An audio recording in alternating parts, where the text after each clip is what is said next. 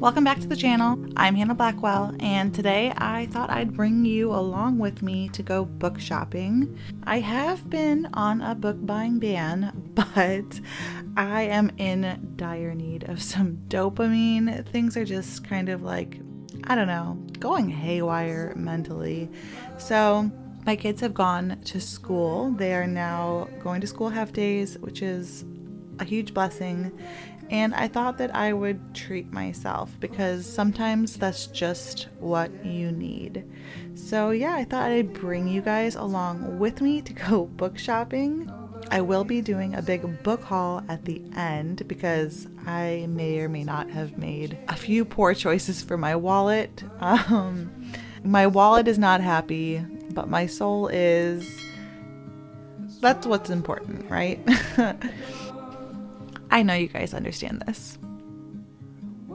I was thinking about picking up the London Sands Society, but I ended up deciding against it. But I have heard really good things about that.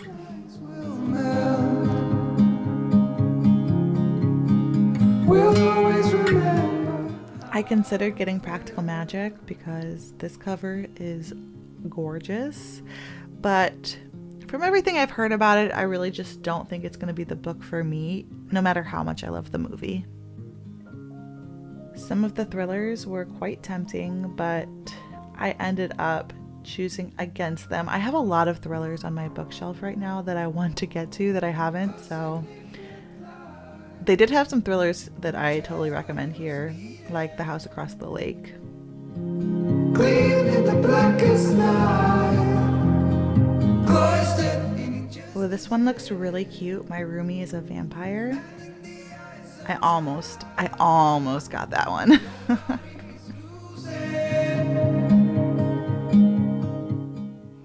If you guys are looking for a really cute but sexy Christmas romance, I highly recommend A Merry Little Meet Cute. I know that's kind of divisive, but I really liked that one. I just loved how fun but seasonal, but also super spicy it was.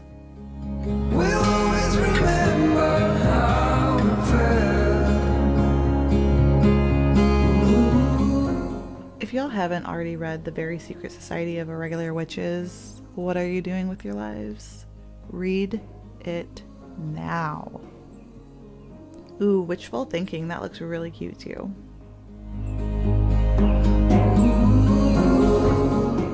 I'm definitely in the mood for some witchy books and also some kind of like spooky fantasy, maybe like some creepy retellings.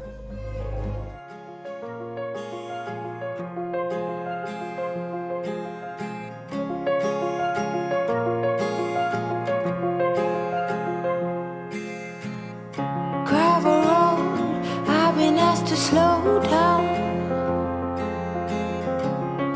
Fireplace, do you know how? Piles of paper, my desk is out. Who will care for the world out?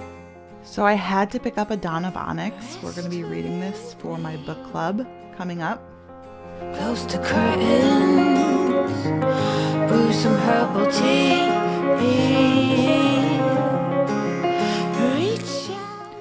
I hadn't realized how long it had been since I'd been to a Barnes & Noble, but it had been at least a couple of months, and there were so many books that I had forgotten that I was looking forward to their release, and so many books I haven't seen. Like when you're used to going every few weeks or couple of weeks and you don't go for like 3 months, there's a huge difference.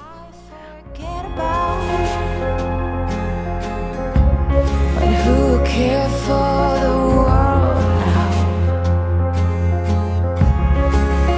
Rest with me, close to curtains, brew some herbal tea. Reach out for me, take my hand.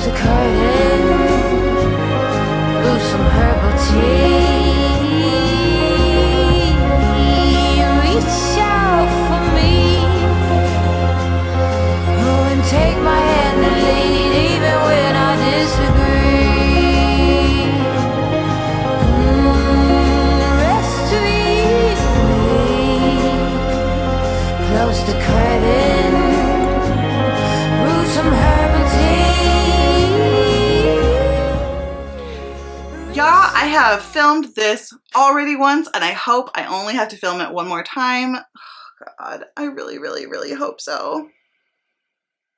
And my tripod. Okay, so I'm gonna go through what I bought at Barnes & Noble. I had a ton of fun. I haven't gone book shopping in a while. I've been on a book buying ban. My mental health is kind of like down in the poops. I needed some dopamine, and I got a hell of a lot of it. My wallet is not happy, and my soul very happy. So let's just go through these. So the first book that I got was actually not at Barnes & Noble's, but it did come today from Pango, and that was Juniper and Thorn by Ava Reed. This is like a horrific fairy tale retelling about the juniper tree, and I think it's supposed to be gothic, and it's about witches. And I have the book The Wolf and the Woodsman on my TBR. That's by the same author, but I might replace it with this now that I have it, because to be honest, this book actually intrigues me a little bit more. I also got Thorn Hedge by T. Kingfisher. This is yet another fairy tale retelling. Y'all are gonna notice a pattern throughout this video. Lots of retellings. Things are going to be either cozy or creepy fairy tale retelling. And witches. Lots of witches, okay? So yeah, this is a Sleeping Beauty retelling. It's very, very short, and it's by T. Kingfisher, and she has quickly become one of my favorite authors.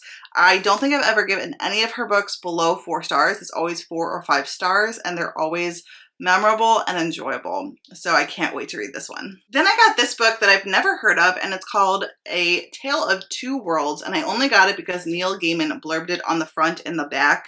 It says, he said, a story that will be found and enjoyed and dreamed about for years to come. The back says, it all starts on the morning the letter D disappears from the language. First it vanishes from Kilo's parents' conversation at breakfast, then from the road signs outside. Soon the local dentist and the neighborhood Dalmatian are missing, and even the donkey derby has been called off. So a mystery. I don't even know how that's a thing. Like, what do you mean the letter D has gone missing? Like, is this Sesame Street? I don't know, but it sounds quirky and strange and fun, and I love quirky and strange and fun stories, hence my love for Neil Gaiman and T. Kingfisher. So this sounds like it might be right up my alley. Then I got a witchy romance, and that's Witch of Wild Things by Raquel Vasquez Gilliland. I'm not quite sure if I'm pronouncing the last name correctly, but it's this one. Legend has it long ago, a florist woman offended the old gods, and now the family's daughters are cursed with a touch of magic. So this gives major practical magic vibes. And I think our main character has returned to her town that she grew up in, and she is hanging out with her sisters again. She's taking back her old job at the Cranberry Rose Company. Super cute. And she is using her ability to communicate with plants to discover unusual heritage specimens. That sounds amazing. I love heirloom plants and growing heirloom plants, and plant magic is something that I always love to read about. So if there's plant magic, witches, small town vibes, and a romance, this is going to be like right up my alley. Then I got God Killer by Hannah Kaner, and this is possibly the most beautiful cover this year that I've seen. It's honestly beautiful, gorgeous, gorgeous, gorgeous. And I guess gods have been forbidden in this kingdom of Midran. Formed by human desires and fed by their worship, there are countless gods in the world, but after a great war, the new king outlawed them and now pays god killers to destroy any who rise from the shadows. Sounds really interesting. I kind of already really want to learn more about this world. This book too, relatively short. My mental health's not in the best place, so I need shorter books. I need short reads. I need things that are going to really intrigue me, feel cozy, feel atmospheric, really put me in that world and allow me to escape, but also not hold a serious commitment with like a large page count. So yet another really good choice for me. Then I got 2 fantasy romances. The first is Trial of the Sun Queen by Nisha J. Cooley. Tully. This is said to be The Bachelor meets The Hunger Games. Sign me up. This girl hates the Aurora King, and she signs up for this competition. I think she signed up for these Sun Queen trials to be the queen, but she like hates the king. So I'm really confused by that. Weird, mysterious, interesting. I think this might be like something I might want to read in like the spring or summer because it's got the sun vibes. I think I might really like this one. Okay. And then A Dawn of Onyx by Kate Golden. I picked this one up because this is actually our pick for Spelled by Romance. I'm going to have Jess from Honest Fiction and Tiff from Tiff Talks pages on my channel to do reading sprints in November. I'll have the date and time linked down below. But we're going to be reading this in November and I can't wait. This has like crystals, like each kingdom has different crystals, and she has to work in the Onyx Kingdom, and the Onyx King is like evil, and oh yeah, and then it says she knows better to face the ancient wicked woods that surround the castle on her own, which means seeking a fellow prisoner might be her only path to freedom. Unfortunately, he's infuriating as he is cunning, so I think there's like a forced proximity thing. There's these evil enchanted forest, and I love an evil enchanted forest trope. So lots of really good buzzwords for me on this one, and I think it holds a lot of like, I have a lot of hope for this book. Like I want to be able to just like be in love with it. Okay, and then I got The Last Unicorn by Peter S. Beagle. This one I got because I first heard about this actually on Sarah Lavender's channel. She's an ASMR artist. She's my favorite ASMR artist. If you don't know this, I listen to a lot of ASMR, watch a lot of ASMR. It's really calming for me between the ADHD and the anxiety, and I just really get a lot from it. And yeah, Sarah Lavender is my favorite ASMR artist. Sometimes she reads from books on her channel, and one of her ASMR sessions she read from this one. I believe this is a classic. I know that Patrick Rothfuss wrote an introduction for this edition, and it was on the back. It was blurb by Ursula K. Le Guin. So this I think is like a modern day classic, and it's about a unicorn, and I got this because I wanted a unicorn option in my library for something maybe coming up in January. That's all I'm going to say about that. And yeah, that's all I know. It says the unicorn lived in a lilac wood and she lived all alone. Last but not least, I got The Hexologist by Josiah Bancroft.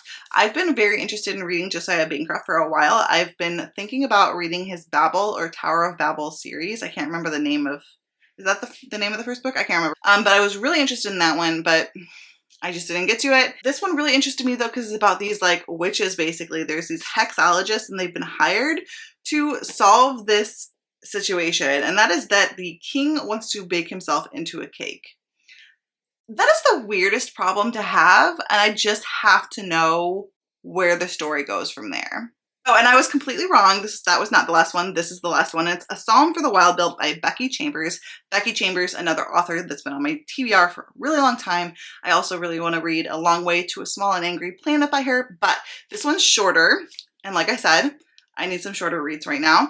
And this has also been recommended by Issa from Fun Fantasy Books. When I did my Booktubers Recommend Cozy Books video, this was her recommendation. She said this book was amazing, and I really trust Issa's recommendations. So I'm very, very, very intrigued to read this. I hear it's really cozy. My brother-in-law actually read this one recently too, and he loved it. So I think this is going to be cozy and sweet. The cover is really cozy and sweet. I never even noticed this right here.